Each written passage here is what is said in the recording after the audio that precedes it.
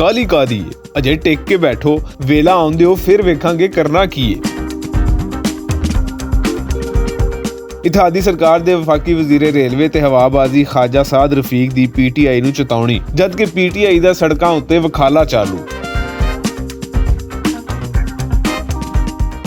ख्वाजा साद रफीक ने आख्या कि आम इंतखाबात ते दूर दी गल अजे ते जिमनी इलैक्शन दा भी माहौल नहीं बन रहा। उन्होंने आख्या कि PTI दे अरकाने कौमी असैम्बली दे इस्तीफे मंजूर होने दे बाद जे जिमनी इलैक्शन हुंदे ने ते होण दिओ, पर PTI दे इस्तीफे मंजूर होण ते आम इंतखाबात होण दा दावा दुरुस्त नहीं। आम इंतखाबात ते दूर दी गल, हुण ते जिमनी इलैक्शन होण दा भी माहौल नहीं बन रहा। उन्होंने कहा कि PTI कोल 4 हुकूमतां ने, उत्थे ते ओह कोई कारकरदगी नहीं विखा रहे। असैम्बली तोड़ के नवे इलैक्शन दी गल आइंदा इंतखाबात नू मुतनाज़ा बनाने लगी। इमरान खान साहब और उनके साथियों ने ये शोर मचाया हुआ था कि असेंबलियां टूटनी चाहिए। वो ये कहते हैं कि कबल अज़ वक्त इलेक्शन होने चाहिए। PDM का और हमारे अलाइज का स्टैंड ये है कि इलेक्शन बिल्कुल होने चाहिए और अपने टाइम पे होने चाहिए। चेते रवे सियासी मंजरनामे उत्ते गर्मी सर्दी जारी है। PTI हुकूमत उत्ते दबाव वधाउण लई सड़कां उत्ते वखाला कर रही है। नवे इलैक्शन बारे कह रही है कि असीं मनवा के रवांगे। जवाब विच हुकूमत मन नहीं रही ते इस मुतालबे नूं गैर आईनी, गैर कानूनी ते बिला जवाज़ करार दिंदी।